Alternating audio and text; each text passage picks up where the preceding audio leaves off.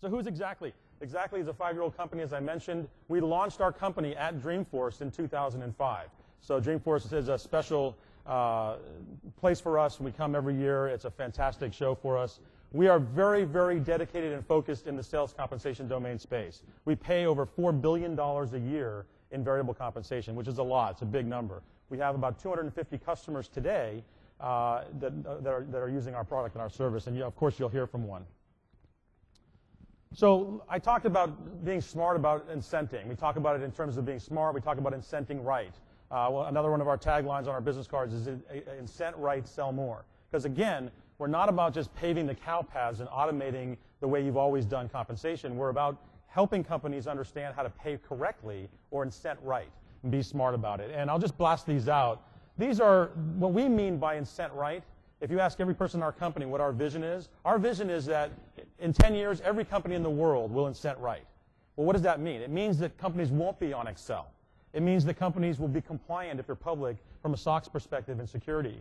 It means you'll have a web-based system with real-time visibility that your salespeople, anywhere they are in the world, from their iPhones, from their BlackBerries, can see how they're doing. That's how you change behavior. Spiffs and contests. See, some of these things I'll work into the presentation as we get through it. So one of the things that I find is powerful is to not, again, just be preaching at you, here's what we think, but we do a lot of surveying of market information and customers like yourselves that are not customers, and we say, how are you doing things? And so we work with a company called CSO Insights. Barry Traylor, I don't know if he's in the room, but they're here at the show. And we jointly sponsored a survey of over 1,000 companies. And I'm going to share with you some of the data that came back from that. And this is what I said earlier. The vast majority of people in the world use Excel or a homegrown internally developed system. So when people say to me, Chris, who is Xactly's competitors? We compete with Microsoft, really. We compete with Excel. That's what we compete against. And we love Excel, by the way. I use Excel in my personal life all the time. It's a fantastic application. It was not designed to manage a sales force of 3 or 100, let alone 300 or 3,000. And that's really where we come in. This is a very, very hard problem to solve and get right, and it's a very manual process. The other thing that might come as a surprise to you is that salespeople are fairly self-focused. They're very focused on, as they should be, they're very focused on how do they do better, how do they make more money. And I can say that because I am a salesperson. I grew up being a salesperson, came up the ranks as a VP of sales and all that.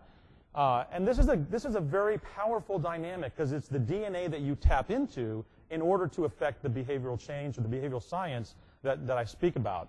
And the goal for you is to think about in your company, how can I get all those people not singularly focused, but get their single focus aligned with what we want to have happen. And I can't tell you, I've been in this space for 14 years, 13 and a half years. I've seen every type of comp plan and every type of industry you could imagine. And I'm constantly amazed at how often there is not alignment between what the salespeople think that you want them to do and what the management thinks that you want them to do. They're oftentimes very different. And until you bring them into alignment, you're going to have people, like on that previous slide, focusing on different things, and your company is not incenting right. Back to the survey, some of the things that, I won't go through all this in the interest of time, but I mean, some of the things that I think are very interesting is we surveyed and asked the question, why is this hard for you? Why is it hard for you to manage these comp plans and do things? And a couple of the things that stood out for me is this first one, which says the plans are too difficult to implement and update in these current systems that they have. Remember, 75% are Excel or Access systems. This means that companies are dumbing down their comp plans. They're oversimplifying their comp plans because they're hamstrung by their current lack of a system. This is a very bad thing. From a productivity standpoint, you know, companies are spending literally millions or tens of millions of dollars. I mean, just do the back of the envelope math. If you had a 200-person sales force and you're paying them $50,000 a year variable, that's a $10 million cost center. If you're taking that $10 million and it's that important to you to try to motivate behavior and you're dumbing down your comp plans, you know, why does that make sense? I mean, it doesn't. The other thing is that, whoops, going the wrong direction. The other one I thought I'd point out is sales reps are not clear on the corporate goals and objectives. This was the results of the survey. This is what people said is one of the reasons that these processes aren't working. Again, you've heard the little, you've all seen the dangling carrot, we're all motivated that way. People talk about coin-operated salespeople, whatever, analogy you want to use. The point is, reps don't understand often the plans. Partly why they don't understand them is because they don't, here we are in 2009, we have the web, it's ubiquitous everywhere. Every one of your reps has an iPhone or some way to access the internet, and yet can your reps go on the internet right now in this meeting and look at their compensation plan? Can they read what it is you're trying to drive their behavior to? Can they see how they're doing? Can they see the commission on the last 5 deals they did, the last 10 deals? I would bet you that the answer is no. And so again, if you're spending those millions of dollars, or even if you're spending hundreds of thousands of dollars, there's a better way to do this. So change the paradigm, get everyone focused on the same page, get alignment between your corporate objectives and what the feet on the street salespeople are doing. Now, there are people in this room who have 3 reps, and there are people in this room, which you'll hear from, who have over 1,000 reps. It doesn't matter. It's all relative to your size. If you have 3 people that are in your sales team, they are the most important revenue generators in your company, I would imagine. And if you have, I've seen sales teams as small as 3 people not be in alignment. It doesn't matter when you have 1,000, you just have bigger headaches and you have bigger teams. Marissa has a whole team of people that help her do compensation. When you're 3 people, sometimes it's the CEO or the VP of sales that's managing compensation. Can you imagine that? But yet that's true. Okay, let's talk about some more survey data. This was, we asked the question, how often do companies pay? And this one I always find just amazing to me. You can see on the data, half the companies pay monthly. And that's very good. We recommend that, and we think that's a best practice. But what you can see on the other half is people that are not paying monthly. Half of the companies we surveyed are not paying their reps, even monthly. So when you talk about behavioral science, if you aren't a salesperson, if you don't have that coin-operated DNA that I have and that other salespeople have, you need to go understand it. Because paying me a month after a quarter ends, or paying me or twice a year, or paying me annually, God forbid, and I think there's a few of them up there, just is not going to drive my behavior. You might as well just pay me base salary. You are not affecting my behavior. Now, I know there's exceptions. I know there's industries where maybe that makes sense, and I'm not talking to you if you're in one of those exceptions, but you're in the minority. The majority of companies should be paying monthly. Why don't they? Because they're in these manual systems, and it's too darn hard. This is an atrocity. You're spending this money on sales compensation today. Make it visible so they can see it, so they can understand it, so you can change their behavior, and make the reward period as close to the activity as possible. Any of the compensation experts will tell you that. How frequently do comp plans change? This is another one of my favorites because it's not quite intuitive. You might say to yourself, as 74.1% of the respondents said, we only change our plans annually. And you've all been in companies where this is the case. It's the majority of the case. You've all been in companies where here we are coming up on the end of the year, and everyone's trying to close Q4, and no one's thinking about next year's plans. And so you get into January, and the clock's ticking, and you get into February. And if you're a rep, in March, you're lucky if you get your plans for that fiscal year or calendar year. But more importantly, the travesty of this data is that imagine the year that we've had. Think back of the year we've all had. It's been a tumultuous time. If you haven't changed your comp plans to adapt to what's been happening in the economy, then you're at a decided disadvantage from the 25% that might be changing their comp plans. Our customers do change their comp plans because they can. Because they can model it, they can understand it, and it's fairly simple to go in and make those changes, and they can trust that it's going to work. If you aren't creating spiffs or contests to zig when your competitor zags, if your competitor announces something, you need to address that with your sales team. And one of the most powerful levers is compensation. It's these millions of dollars you're spending on compensation, or hundreds of thousands, depending on your size. The contest is tied directly to that. We're big fans and big proponents of spiffs. Why? Because they drive behavior. Spiffs are special performance incentive funds. They go by a lot of different names, but that's what they are. Again, if you have a new product coming to market, think about the DNA of your sales team. Your sales team is driven to make money. And if I know my 5 sales products very well, and I know how to sell them, and I know what you ask for and what you want and what resonates with you, and then you give me a 6th one, and it pays me the exact same, why am I going to focus on it? I'm not. I'm going to take the path of least resistance and sell what I know, what I'm comfortable with. Now, if you pay me 2x on that for some period of time in an introductory way, you think it might change my behavior? I don't know. If you paid me 10x, would it? So I don't know what the right number is, and we can work with you on that. But my point is, this isn't rocket science. This is behavioral science 101 that all of you already understand. But the fact that you're all using Excel, it tells me that you're not connecting the dots of how important this area is. And we're trying to help, obviously, change that. So we've been doing this for 5 years. We've revolutionized the area of sales compensation. We've gone, I've worked for years in an on-premise world. I charge millions of dollars to companies to sell them a CD. And we all know and we've all heard why that doesn't work. You're all here because you believe in multi-tenancy and SaaS. We were the world's first multi-tenant SaaS offering in this space. And I'm very proud to say that today we have over 250 customers. You can read some of the names on here. We certainly can't fill them all on the screen. But you can see that they run across many, many different industries. And they're all using the same version of our product. There's never a point where somebody's stranded on an old version. They always have the latest and greatest release. And we're constantly able, every month, to do these increases. I wanted to pause for a second because just today at the show, we had a deal close, and we actually had a customer sign at the show, which is kind of interesting.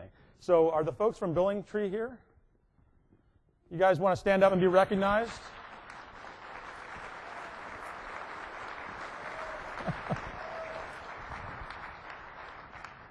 I won't say that's a first, but it doesn't happen often. We've had a lot of companies come up and say they want to become customers, but actually signing the contract is pretty impressive. So we thank you and welcome to our family, and we'll certainly get your logo up here once you're live. But without any further ado, I think there's one logo on here that you all know and love, which is Salesforce.com. And so I'd like to now turn it over to Marissa and let her spend about 20 minutes talking to you about her experience with Xactly. Marissa? Thank you. Good afternoon, everyone. Thank you for attending Dreamforce. As someone that spends most of her time in the headquarters, it's fabulous to come and really get inspired by the energy and all of your inspiration by our services. So thank you very much. It means a lot to all of us. When Chris asked me to present with Xactly on the stage about incenting right, it was really an easy decision. Xactly has been a partner for about a little over 3 years now, and it's really enabled our team to partner with sales and have the right conversation about starting with the comp plan design and then getting into the systems instead of starting with the systems. A little bit of history. In 2005, Salesforce had 500 employees. In 2006, not salespeople, actually employees. In 2006, it was up to 1,200, and now we're well over 3,000. And our sales team has done its fair share to drive that growth. What's been important about Xactly is that they've certainly been able to scale with us, and we really appreciate that. What's important when we're servicing and partnering with sales is it's critically important to have the right priorities, to be flexible, and to be creative, and very, very creative they are. And in these economic times, my guess is you all have mantras from your CFO around do less with more, spend like it's yours, and it's been extremely important that we've been able to do that and return the value from Xactly. So let's talk a little bit about how that's happened. Oh, there we go. Now I found the forward button. Talk a little bit about evolution of a sales organization. As you can see, pretty standard slide talking about this, but at the top you've got the phases, all the phases that a company's sales organization go through. Phase 1, startup, volume growth.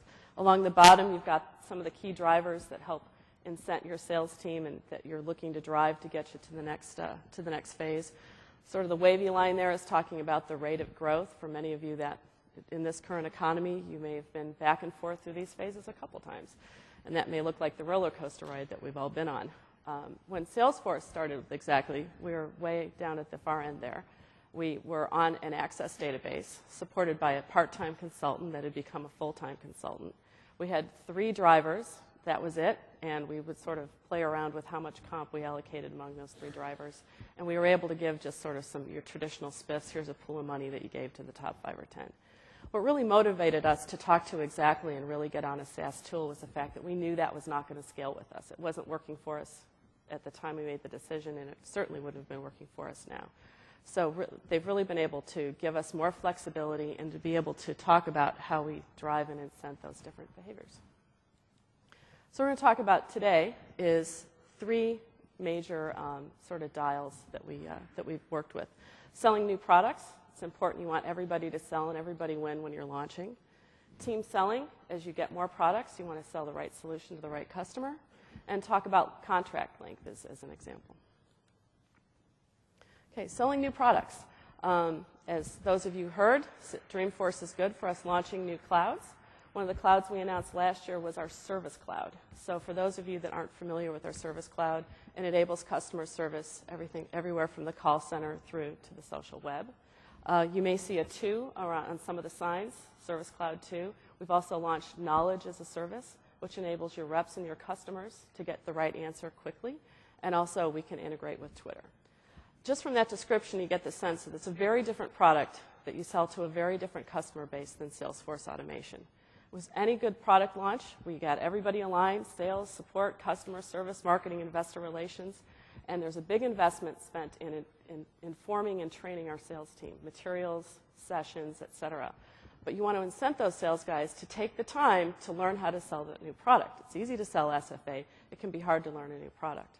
You also want to incent the managers to make sure that your sales guys are focusing. So as we talked about here, we had a lot of levers at our advantage. We were able to compensate our AEs differently than our managers. We had a limited pool of funds that we wanted to make sure we were maximizing, and exactly gave us the ability to have those levers and to compensate different teams differently. And the result, in Q2, this is a quote from Mark, Service Cloud, Custom Cloud, once again, 24% of new business, and Service Cloud in Q2 is 175% growth over the previous year.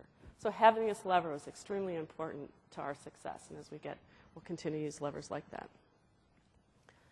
Team selling. As we have more products, it's always important to sell the right product to the right customer. And one of the ways we do that is you want to incent everybody to sell whenever you have the opportunity. This is one of the areas where that integration between Salesforce and Xactly really bears value for you. What we've been able to do is that to get everybody, whether you're focusing on opportunities, leads, accounts, I've heard different things from different customers. But what that enables you to do is you can get that sales guy's name associated with that opportunity. You can pull all that information, get it attached to that revenue event, and drive it into Xactly. Once you're in Xactly, you can compensate each one of those folks differently. If he happened to be a guy bringing the lead, you're going to pay him a little differently than the guy that closed the deal. But being able to integrate and get all that information is really important. At our Birds of a Feather launch, I don't know if I see a couple folks here from that, somebody talked about having different divisions and wanting to get somebody from one division to bring in somebody from another division. You can do that with this integration with Xactly and Salesforce. So it's been extremely successful for us. We were also able to do kind of an experiment this year. We've been selling to a lot of large and enterprise-level customers.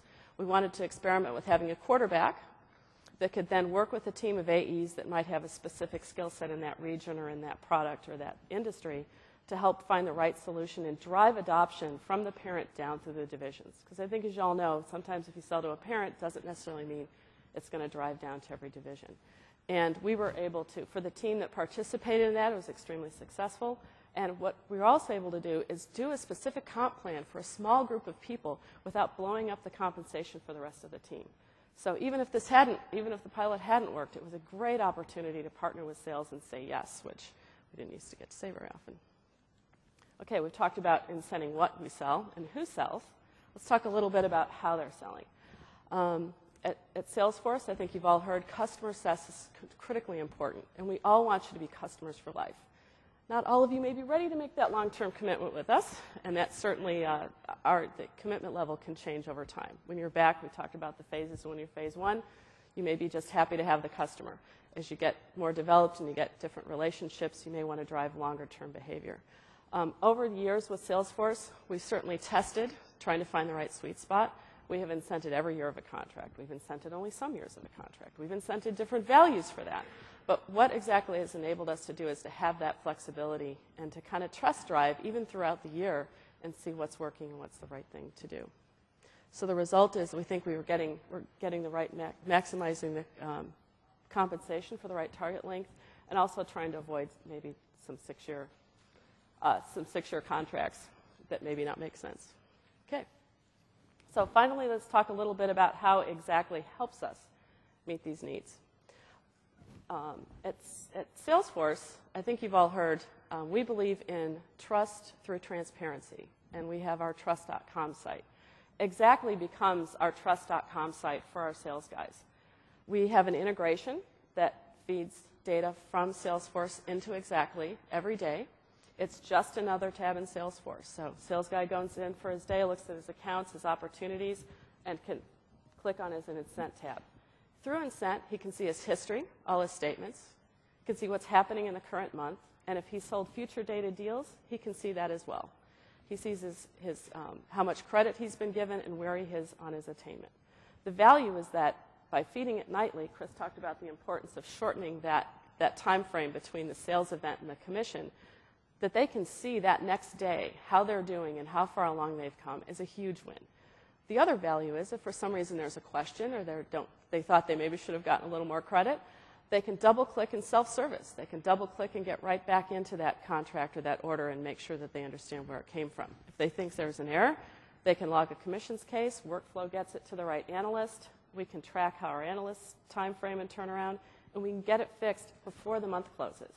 So for those that are sending out statements and paying 30 days in arrears, if a sales guy finds an error, he's got to wait a whole other 30 or 60 days. This has been absolutely one of the most important things that we've been able to do to build trust and satisfaction in our sales team.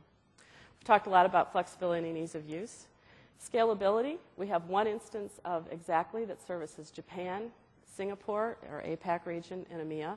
We are able to process centrally and have very small groups of sales analysts in the regions to handle upfront customer service. Like all good SaaS tools, it's 24/7, it's in the cloud, and that really gives us that consistency of look and feel across the company. And then finally, Chris talked about SOX, importance of SOX, accuracy. I'm sales comp, we're under the finance team. At Salesforce, we issue our 10K and our 10Q 30 to 40 days after the end of the quarter. And with earnings releases, that means we have to have all the commissions calculated 4 to 5 days after the month end. It is a crazy time. Salesforce, Exactly totally understands that and has always been there with us to make sure that we can hit those deadlines. So again, I just want to emphasize that we are really able to be a true partner with sales. We're going through a lot of big comp plan designing this year, and we're able to really bring a lot of levers and flexibility and compensation options that sales really hasn't had in the past, and it's been great. Thank you very much.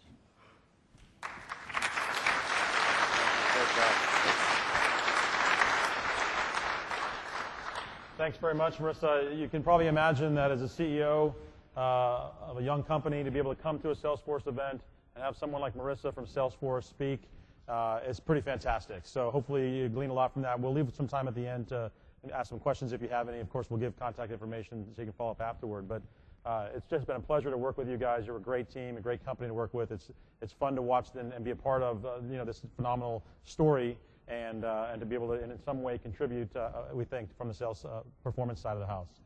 So let me shift gears a little bit. I'm kind of giving you the high level about the company. I give you a little bit about the positioning of what it means to incent right or be the smart incentives company. You've heard from a great customer. You've heard some real-world examples of turning those dials to change behavior, and you've seen how the behavior changes. And these are some great examples of how you can do that. I'd encourage you to be sitting there thinking in your company, what are the dials? What are the 3 dials that I could change? What are the 3 dials that if I tweaked with them a little bit might have some kind of similar effect, positive effect from the sales team? Thinking also in terms of not only the dials, but as Marissa said, do you think it would encourage your sales team to sell more if they could see how they're doing every day? Things like that. Okay, I thought I would just share with you, because I usually at this part of the presentation, people are kind of going, okay, I get it. I get that comp is important, but like, how does this all work? Like, how does it all fit together? That's the next logical question that you're hopefully thinking about. And so, of course, we're completely in the cloud. We're a true multi-tenant SaaS application. We generally pull data from a lot of different places. You saw the list of companies. You've heard from Salesforce. You can imagine that when you're paying Salesforces that are in the thousands or even hundreds, high hundreds, there's lots of data, lots of integration work, and a typical implementation can be 8 to 10 to 12 weeks. We pull that data from a lot of different sources, and we bring it into our system in the cloud. We do not pay checks. We don't compete with Paychex or Ceridian or ADP, we just dump a payroll file, just like you're doing today, directly into one of those systems. We do work directly with Salesforce.com. It's completely integrated with Salesforce.com. There is complete single sign-on. So if you are a Salesforce.com user, which 95% of you are, when you become an Xactly customer and your reps log in to their Salesforce instance, they're going to see a tab that will allow them to look at their commissions. They're also going to see, and what you're seeing on the screen here, it's a little bit hard to see. I don't think there's a pointer on here. I don't even want to try. But magically, when you become an Xactly customer, a little button will appear on every one of your opportunities that says, estimate my incentives. So your reps, before they've even closed the deal, can click on that and get a sense of how will this deal affect my performance and my pay. So when you think about that DNA, this coin-operated DNA, which is the reason you hired them, what better way than even before they've closed the deal to try to affect their behavior in a positive way? Now again, this is why that alignment's so important. Because if they're gaming the comp plan and it's coming at your expense, then you have, shame on you. You've designed a bad comp plan. You want them to game the comp plan as long as the comp plan's in alignment with your objectives and your behavior. Then everything they do, you want them to make as much money as they possibly can because you're winning too. And this is one of the best ways to do that is to have this single sign-on through Salesforce. The other thing that's really powerful is because it's through Salesforce and it's all in the cloud, as soon as that data comes in, and you heard Marissa say it, and in her case it's every night. We have customers that do it once a week.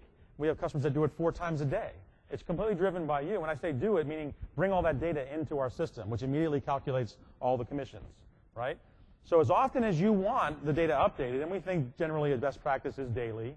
I'm not sure you want people every 5 minutes looking at their comp, but daily, let them go home and go to eat their dinner, and then they're going to be online checking their commissions. Everywhere in the world that those people are, instantaneously they're going to see that. So it's not, you don't have the barriers of, well, we got these people in Asia, and you heard it. They're all running it right from here. Everyone can get on. Our Incent is the name of our product. That's our flagship product. We're releasing 5.0 in the next month. It will support 18 different languages. So no matter where you are in the world, you'll be able to have the language. We already pay in over 60 different currencies. So all of the people that are getting paid all over the world, of course, they're seeing their reports in their own currency. This is very powerful. And again, think about it. You're in 2009. If you're not using the web and letting your salespeople see this, shame on you. You're wasting money. You might as well just pay base salaries and be done with it. I mentioned earlier the iPhone app that we just came out with. I also mentioned just now about 5.0.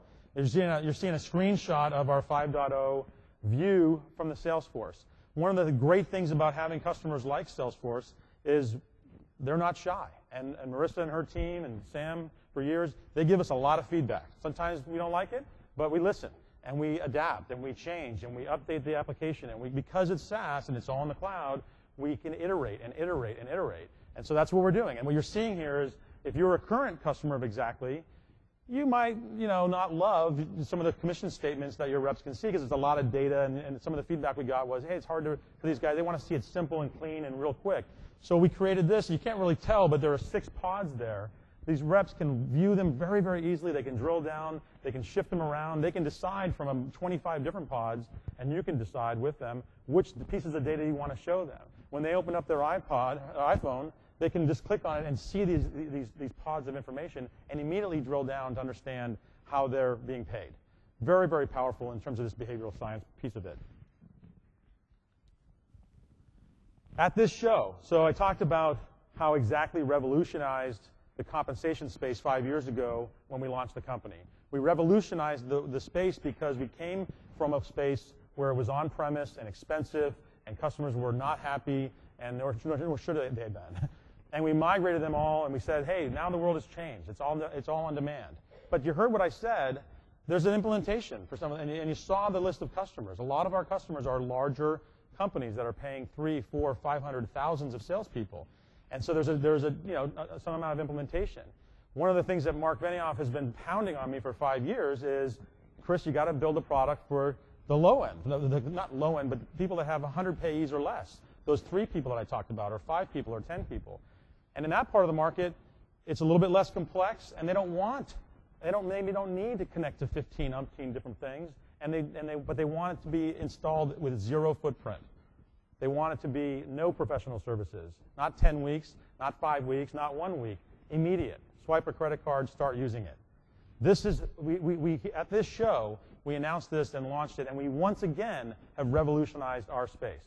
Because now we truly have made this compensation power of incenting available to any size company. So now whether you have 3 people or 3,000 people, Xactly has a great solution for you. And so this is the Incent Express, is what we call the new product that we just launched. This is a picture of the App Exchange site. You can go there. You can see a video. You can download the product, start using it. It's very, very, very cool. So I would recommend you look at that if you're in that area. It's very easy to set up. These are some of the screenshots from the App Exchange. We designed it with the notion that, here you have an example with Marissa, who has a whole team, as I said, not a huge team, but a team of people that are comp experts.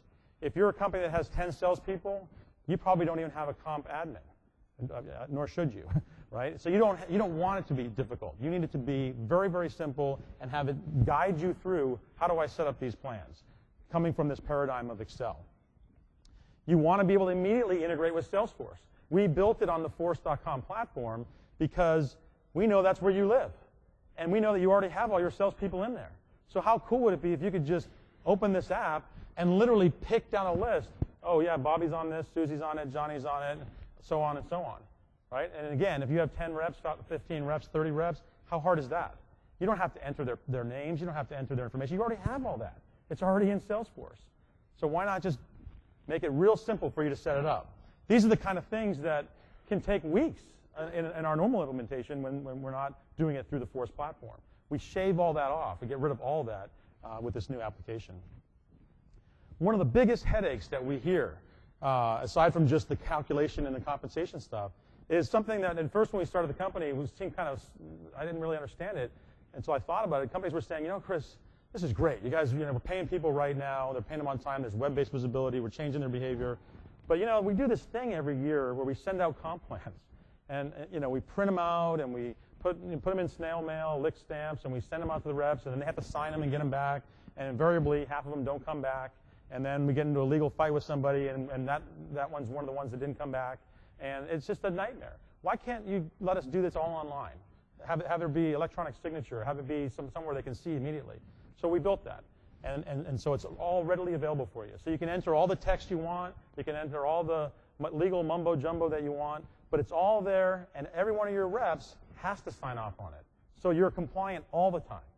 And it's great for them because also they have a place to go to on the web anytime. I can't tell you how many times as a rep, people create all these ridiculously complex plans. I had to rifle through my drawer. What was the rate on that one thing? Or, it's all there for them.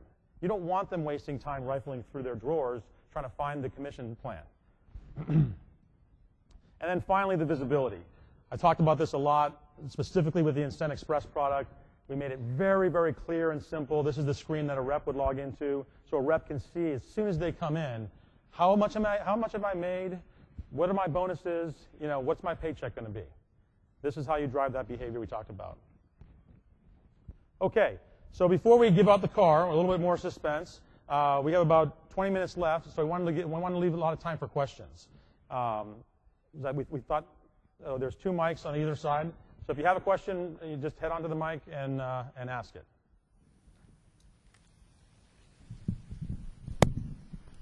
Just wondering if your applications account for territory splits and so forth, like the compensation. Who's asking? Oh, yeah, sorry. Yeah, I'm sorry. Can you say that again? I'm just wondering how your sales compensation application account for splits, territory splits and so forth, like splits deals. If there's 3-party involved and they have certain percentage of the compensation tied to how the split package is. Right. Very, very common that not one salesperson is going to get paid on a deal. Very common that companies will split it. They'll give credit to a telesales rep, a field rep, maybe 2 field reps. Marissa, I'm sure you guys deal with this a lot. Do you want to address that? Sure. At a couple different ways. When you've got a core team of AEs that are splitting 100%, we actually capture that information in Salesforce, and that way they can control and they can.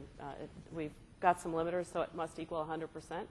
so they can negotiate that all they want, and then we feed that information through. So what gets fed through is, Bob Smith 50%, Tom Jones 20%. When we have more of an overlay situation where several people are sharing, then we've got those percentages attached to the individual. Once you get into exactly, you certainly have the ability to write rules that would certainly allocate that compensation across different. You can allocate those credits across different roles as you go. If it's something that's preset that you're one of the things I would add to that too is this area of splits is one of the things that oftentimes when we go into a company, we'll find that sales and finance are fighting. And it's because there's lack of visibility, like I talked about. And so you might have split something for all the right reasons, but if the rep doesn't understand that, they're going to call you. And all those calls are wasting their time and whoever's doing your comp's time. And so sometimes just by having it visible, having them be able to go to the web and say, oh, that deal I got 50%, and so got the other 50%, there's not much to call and ask about. Or at least now when they call and ask, they have an intelligent question because they have the data, they have the visibility. It's a good question, though. I have a two-part question. One is, do you tie data quality to your comp plan, specifically Salesforce? And if so, can you give some examples of how you do that? Data quality, for example. Filling out the entire opportunity, or? That we don't.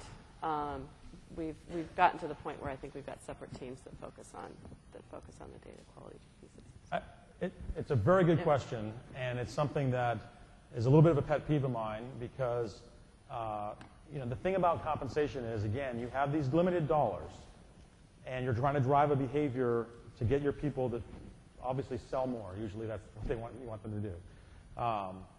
You have management that's in place to do their job, which is to manage these people and whatnot. A very common mistake is that people merge the two.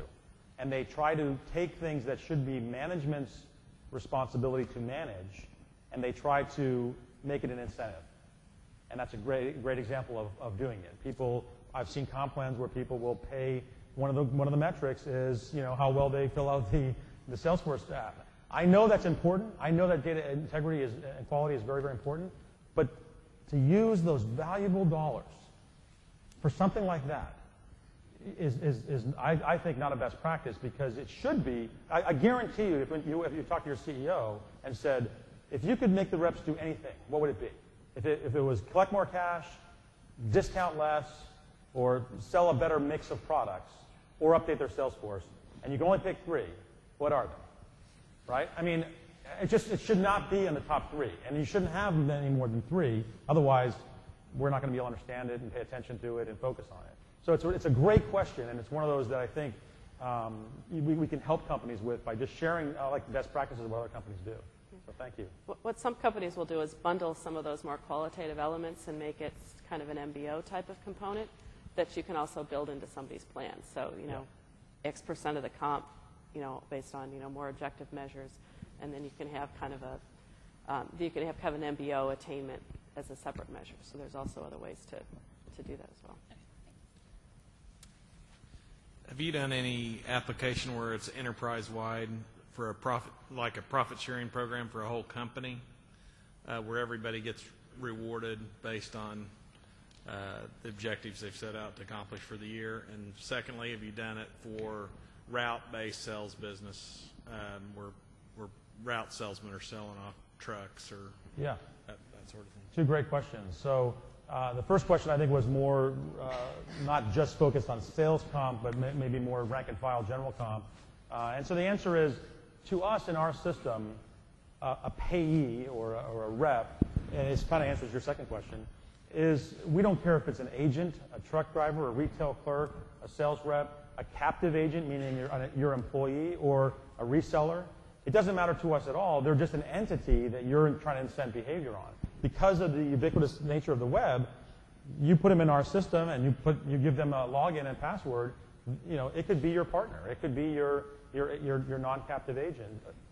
So as far as the rank and file, we absolutely have companies that pay non-sales staff more generally. I would say, of course, that's even easier for us, so it's somewhat simpler. And in some of those cases, we adjust how much we charge you because we don't feel you're getting as much value on those. And a lot of times you might only pay those once a year. But we definitely have a lot of companies that pay all their sales comp, and then they'll have a group that they pay an annual bonus to or even a quarterly bonus. And to us, it's just a rule, and it's just a payee. We don't care which one's which. Did that answer your question? No. Okay. Right. Do you think there's a standard relationship between the number of people in the commissions team and the number of sales guys? So is it 1 to 100, 1 to 50, That's 1 to a good 20? question. The ratio of the question was, what's the ratio, or is there a right ratio between the sales team itself and the comp team? Yeah. There's an absolute ratio which is too big in the Excel paradigm world because these things are so complicated that they take large staffs. Generally, what we see is if we go into a company that has 300 or 400 payees, they'll have a team of maybe 5 people. And after they install exactly, they probably are getting by with 1 or 2 people. Now, that doesn't mean they go fire those people, and we're not proponents of that. What we suggest that they do is that they let those people, now that you have all this stuff happening and it's all automated, you have all this rich information, all this rich data, and we provide tools which we didn't even have time to talk about today, like an analytics tool, so that you can drill down and see it.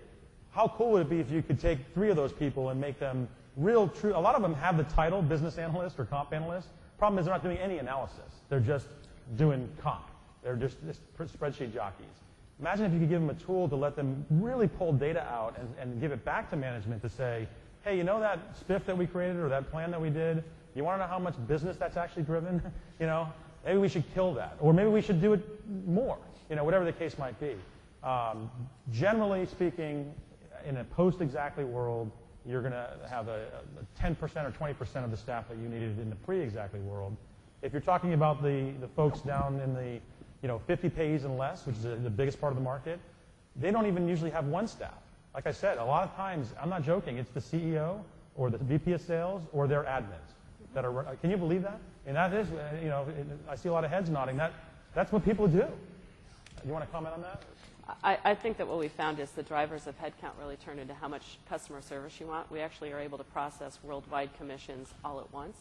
And so where you end up with the flexibility is, for instance, in EMEA, we were generating pay files for 15 different countries. Well, that's not an exactly thing. That's just we have to meet in 15 different countries. Or, for instance, we have, I think it's on average about 220 cases logged a month or a quarter by sales guys, which turns into maybe 10 actual adjustments. So there's a lot of questions, but it doesn't always generate a lot of work. No questions on this side of the room, huh? Just all the thinking's happening over here. Come on, you guys. It must be contagious. So, Chris, if I understand correctly, Exactly made a transition from an on-premise to an on-demand solution, at least as indirectly related to the Centev acquisition. So there was some sort of an install base that had on-premise solution. My question is, what did you do to effectively and smoothly transition folks that had on-premise incentive compensation solutions into the cloud? That's a great question. So let me be clear. So I had an on-premise background. I worked at a company called Calidus for about 6.5 years. I left there as the SVP of operations. I ran all worldwide sales, marketing, and business development. That's where I learned that was the wrong way. I got religion, and I tried to get them to take religion that I couldn't, so I decided I'm going to do it myself. And that's another whole story. So that is the genesis of Exactly. We were, from the ground up, a pure multi-tenant SaaS product, just like Salesforce. In fact, before we even did one line of coding, we were up here talking with Jim Cavalieri and Mark and everybody, because we had a lot of support from them to do this, to make sure that we designed it the right way right out of the gate. Centev, you mentioned a company called Centev. They were born as Incentive Systems about 10, 11 years ago. They were, in fact, born as an on-premise company. We bought them, acquired them in January of this year. Prior to us buying them, they had jettisoned their on-premise business. So we have never in our company's history ever had a company that wasn't a multi-tenant on-demand product. So I don't have that problem of having to have all these people out there, thank God, because I would never do that. That's a huge mistake. Does that answer your question? It's a good question. In terms of empowerment for your sales staff, do you encourage people to have 100% trackable comp, or do you, as you mentioned a second ago, have like 3 to 5% that is purely objective? from the management side. I've been in situations where the sales people spent so much time questioning whether the comp was right that we wanted to kind of leave some pennies negotiable. I laugh because it's such a great question, and if you think about it, you can kind of step back in the context of the beginning part of my presentation. What I think I just heard you say is, our comp is so screwed up, and they're fighting so much, and they so distrust it, that we've created this little bucket over here so we can kind of make people whole if they're really pissed off. Yeah. Like, think about that. Right? I mean, that's great. And I don't work for Imperial. I could not have paid you to say that any better. That is a phenomenal question. So I guess the obvious answer is that we would not recommend that. We would recommend getting it right and having sales and finance trust each other. I'll give you a quick example. We sold a comp system one time to a company. I'll let their name remain nameless. And we went in. There was so much infighting between sales and finance. The salespeople despised the comp manager. And this poor woman was doing her best. She really did want to pay people correctly. She just couldn't. And it wasn't even that large of a sales force, about 300 salespeople. We installed the product. I got a card from her a year later. And she said, Chris, I just want to thank you and Exactly for doing this and let you know that I got invited to go to President's Club with sales this year. And she knew that I knew what she, that's what a big deal that was. That's what can happen if you do this right. So I really I'm not a big fan of MBOs. They're a pain to manage, especially for salespeople. They usually end up with, as being gifts. So I'd rather just raise their base salary and not deal with the headache of it. Great question, though. Okay, any other questions? And thanks for bringing this side of the room at least, up a little bit. Any final questions for Marissa or Salesforce or anybody? Okay, well, you've been a very good audience. You've been very patient. So let's get to the fun stuff. We have a few things to give away. We had such an overwhelming response to the smart car that we couldn't just pick one winner. Now, we're not going to give more than one car away. Can you hold the box for it? Yeah, could you? Sure. So what we decide to do is these flip video cameras seem to be like the hottest thing going. I don't know if you've seen one of these things, but they're very, very cool. So we decided to have 3 runners up that we're going to go give the flip phone to. Now, I'll warn you in advance that someone's waving in the back. Oh, he wants one? They have our logo all over them, so you have to kind of proudly display that. So the 3 winners of these, and in all cases, we had said must be present to win, but we know that a lot of the people that had entered the contest didn't have the appropriate blue-colored deal, so they actually couldn't get in.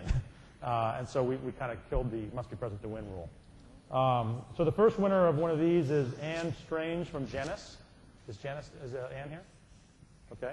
We will get these to these people. And the second one is Van. I'm going to do this badly, I'm sure. Kuzijin. There it is. Hey, look at that. Congratulations. Thanks. How do you say your name? Kuzijin. Okay.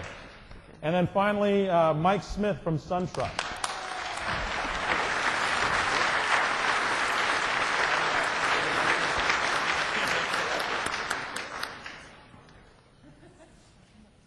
Mike, how are you? Nice to meet you. There you go. Thanks. So, I think one of the nice things about giving away stuff, and you're seeing behavioral science at work, right? Look at none of nobody's left the room. You can't, right? So the smart card thing was the best thing we ever did, and we'll probably do it again next year. I wish we could give one to everybody. They're very cool. You don't have to take the car. You can take some cash if you want. So this is a pretty big win. I'm hoping this person's here, but if not, we'll have to go tell them. So the grand winner for the car is Diane Jacobson from Mainline. And she's here.